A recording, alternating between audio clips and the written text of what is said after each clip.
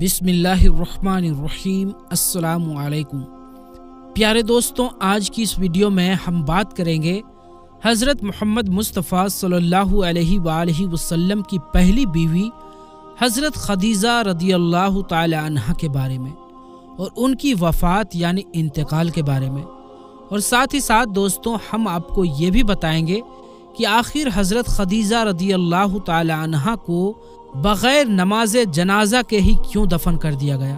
پیارے دوستوں، روایات کے مطابق نبی کریم صلی اللہ علیہ وآلہ وسلم کی نبوت کو 10 سال کا عرصہ گزر چکا تو آپ کی بیوی حضرت خدیجہ رضی اللہ تعالی عنہ انتقال کر گئی۔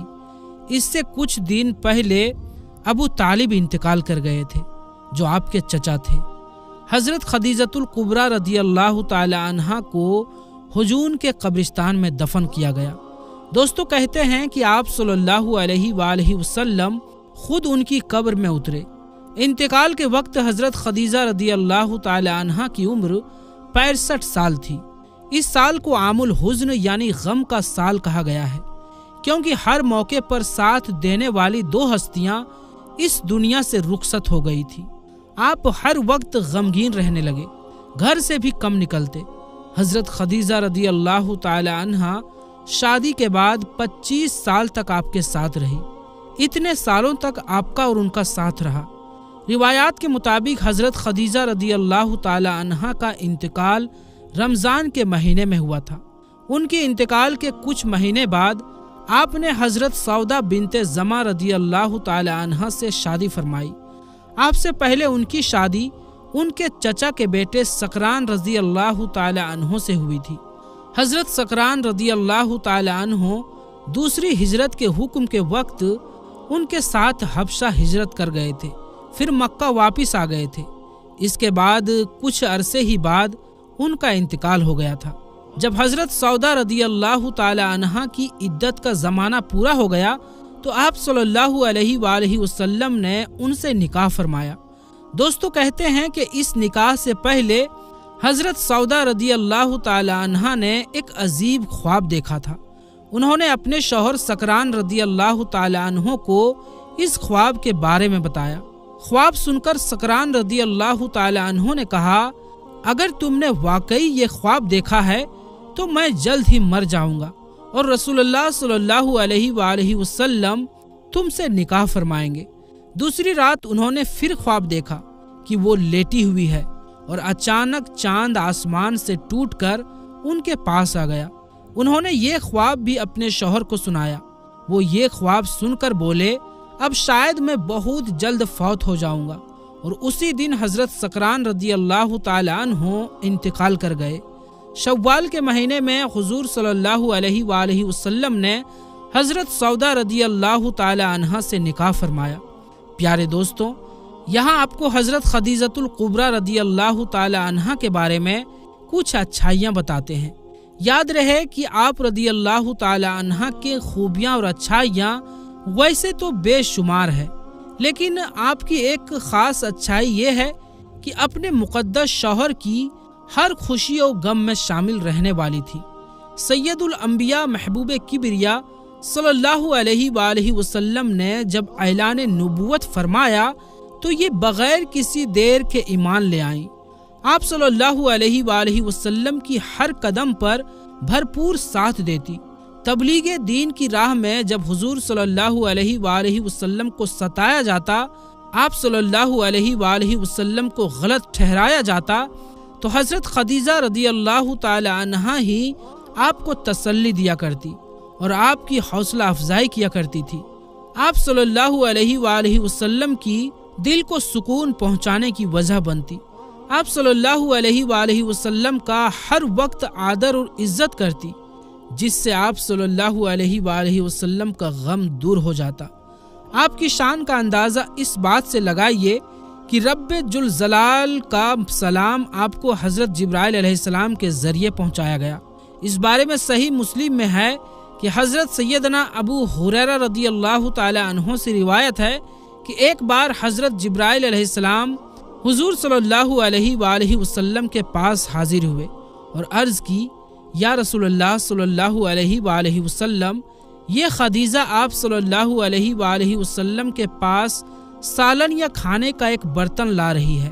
جب وہ لے کر آئیں تو ان کے رب اور میری طرف سے سلام کہہ دیں، اور جنت میں انہیں موتی کے ایک محل کی خوشخبری بھی دیں جس میں نہ شور ہوگا نہ تکلیف ہوگی۔ قرآن پاک میں سب سے پہلے آپ کو ہی ام المومنین کے لقب سے پکارا گیا، کیونکہ آپ ہی نے سب سے پہلے حضور صلی اللہ علیہ وآلہ وسلم کے نبی ہونے کی تصدیق کی تھی۔ آپ کا نسب اپنے والد خویلد بن اسد سے 4 سلسلوں کے بعد حضور صلی اللہ علیہ وآلہ وسلم کے ساتھ مل جاتا ہے۔ بچپن ہی میں آپ کے والد کا انتقال ہو گیا تھا اور پھر آپ کی امی نے آپ کو پالا پوسا تھا، لیکن اتفاق یہ ہے کہ آپ کی امی بھی زیادہ دن تک زندہ نہ رہ سکی اور ایک جنگ میں انہیں بھی شہید کر دیا گیا۔ والد کی وفات کے بعد حضرت خدیجہ رضی اللہ تعالی عنہا نے اپنے والد کی تجارتی کام سنبھالا اور پھر ایسی مہارت سے تجارت کی کہ پورے مکہ میں آپ سے زیادہ مالدار عورت اور کوئی بھی نہیں تھی۔ حضرت علی رضی اللہ تعالی عنہ سے روایت ہے کہ حضور صلی اللہ علیہ وآلہ وسلم نے فرمایا کہ پچھلے زمانے کی سب سے بہترین عورت حضرت مریم رضی اللہ تعالی عنہا ہے اور اس زمانے کے سب سے بہترین عورت میری بیوی خدیجہ ہے۔ حضرت عبداللہ بن عباس رضی اللہ تعالی عنہ فرماتے ہیں کہ ایک بار حضور صلی اللہ علیہ وآلہ وسلم نے زمین پر 4 لکیریں کھینچی اور فرمایا کہ کیا تم جانتے ہو کہ یہ کیا ہے؟ تو صحابہ اکرام نے جواب دیا کہ اللہ اور اس کے رسول ہی بہتر جانتے ہیں۔ تو آپ صلی اللہ علیہ وآلہ وسلم نے فرمایا کہ یہ جنت کے بہترین عورتیں ہیں کہ جن میں حضرت خدیجہ بنت خویلد، حضرت فاطمہ بنت محمد اور حضرت آسیہ بنت مزاحم یعنی فرعون کی بیوی اور حضرت مریم بنت عمران ہیں۔ حضور صلی اللہ علیہ وآلہ وسلم سے نکاح سے پہلے حضرت خدیجہ رضی اللہ تعالی عنہا کا شمار یعنی گنتی مکہ کے بڑے مالداروں میں ہوا کرتا تھا، کیونکہ آپ کے پاس تجارت کے لیے پورے 8000 اونٹ موجود تھے۔ انہی اونٹوں پر حضرت خدیجہ رضی اللہ تعالی عنہا کا سامان شام اور یمن جیسے بڑے علاقوں میں جایا کرتا تھا۔ اس تجارت سے حضرت خدیجہ رضی اللہ تعالی عنہا کو بہت فائدہ ہوتا۔ آپ کا کردار اتنا صاف تھا کہ مکہ والے آپ کے کردار کی قسمیں کھایا کرتے تھے اور اسی وجہ سے آپ کو طاہرہ کے لقب سے بھی پکارا جاتا۔ پھر جب انہیں حضور صلی اللہ علیہ وآلہ وسلم کے بارے میں معلوم ہوا کہ آپ بہت ایماندار ہیں اور محنتی بھی ہیں، تو حضرت خدیجہ رضی اللہ تعالی عنہا نے آپ کو پیغام بھیجا کہ آپ میرے پاس آ کر تجارتی قافلے کے دیکھ بھال کیا کریں۔ حضور صلی اللہ علیہ وآلہ وسلم اس کام کے لیے راضی ہو گئے۔ حضرت خدیجہ رضی اللہ تعالی عنہا نے حضور صلی اللہ علیہ وآلہ وسلم کو اپنے تجارتی کاروبار میں شامل کر لیا اور کئی بار اپنا سامان تجارت دے کر باہر دیش بھی بھیجا۔ حضرت خدیجہ رضی اللہ تعالی عنہا آپ صلی اللہ علیہ وآلہ وسلم کی ایمانداری اور سچائی سے اتنی زیادہ متاثر یعنی پربھاوت ہوئی کہ حضور صلی اللہ علیہ وآلہ وسلم کو شادی کا پیغام تک بھیج دیا، کہ جس کو حضور صلی اللہ علیہ وآلہ وسلم نے اپنے بڑوں کے مشورے کے بعد قبول فرما لیا۔ حضرت خدیجہ رضی اللہ تعالی عنہا سے شادی کے بعد حضور صلی اللہ علیہ وآلہ وسلم کو اپنے مقصد کے لیے زبردست مدد ملی۔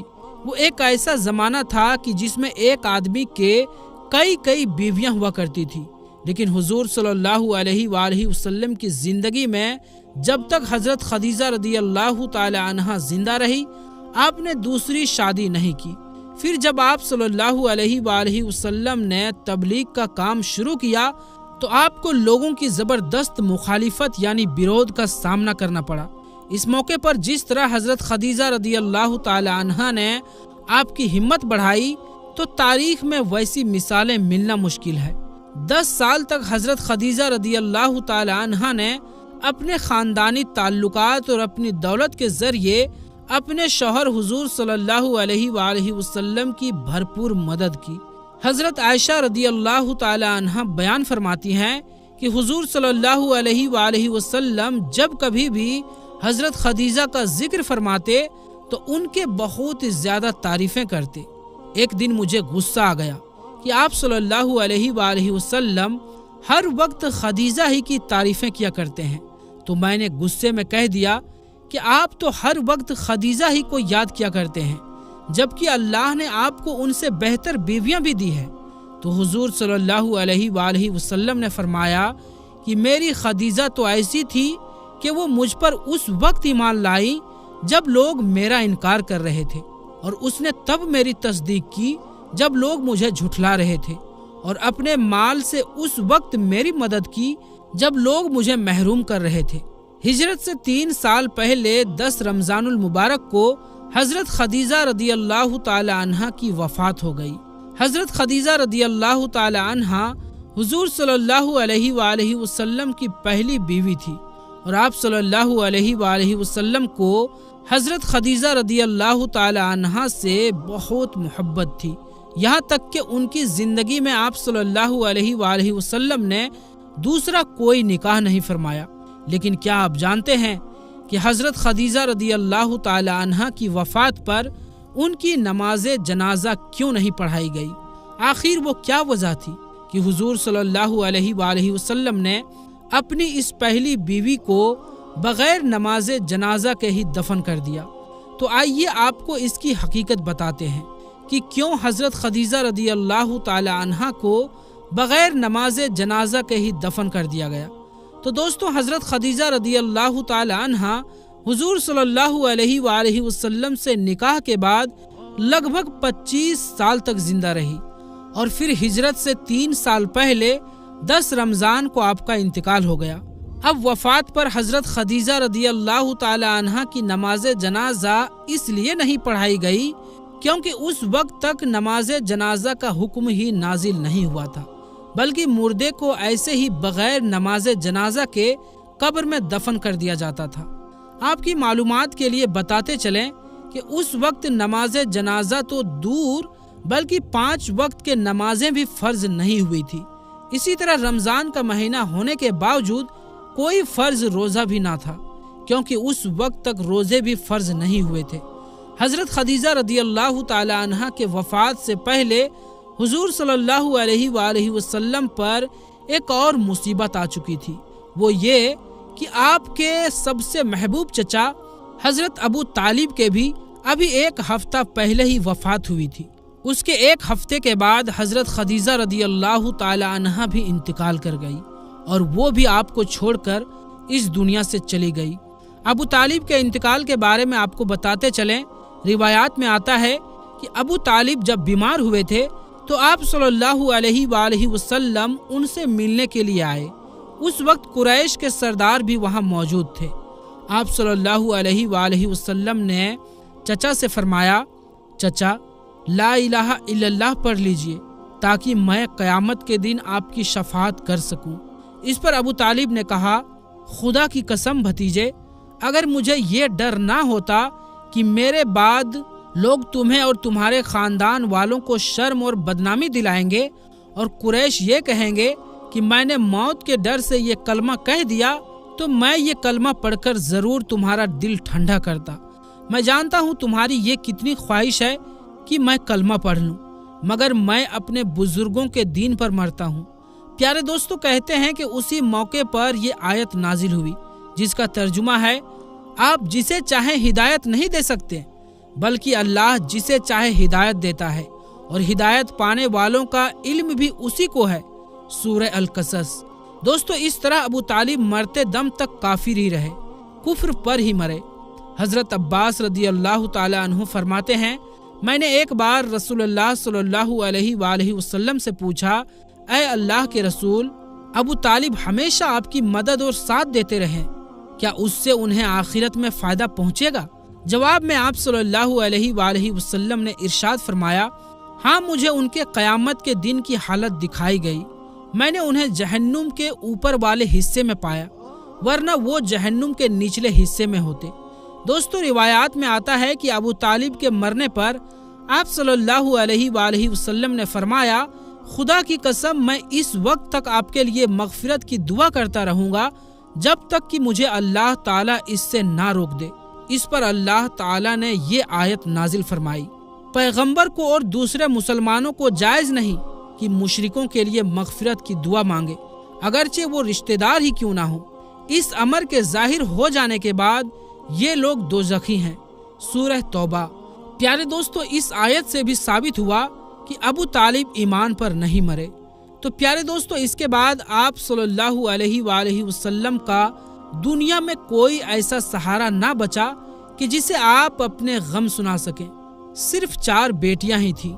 चचा अबू तालिब और बीवी खदीजा की वफात का गम हुजूर सल्लल्लाहु अलैहि वसल्लम पर ऐसा पड़ा कि आप बहुत ही ज्यादा गमगीन रहने लगे। इसीलिए आपने इस साल का नाम आमुल हुज़्न रख दिया, मतलब गम वाला साल। रिवायतों में आता है कि हजरत खदीजा रदियल्लाहु ताला अन्हा के वफात पर खुद हुजूर सल्लल्लाहु अलैहि वसल्लम उनके कब्र पर उतरे और अपनी सबसे हमदर्द बीवी को आंसुओं के साथ जमीन के हवाले कर दिया।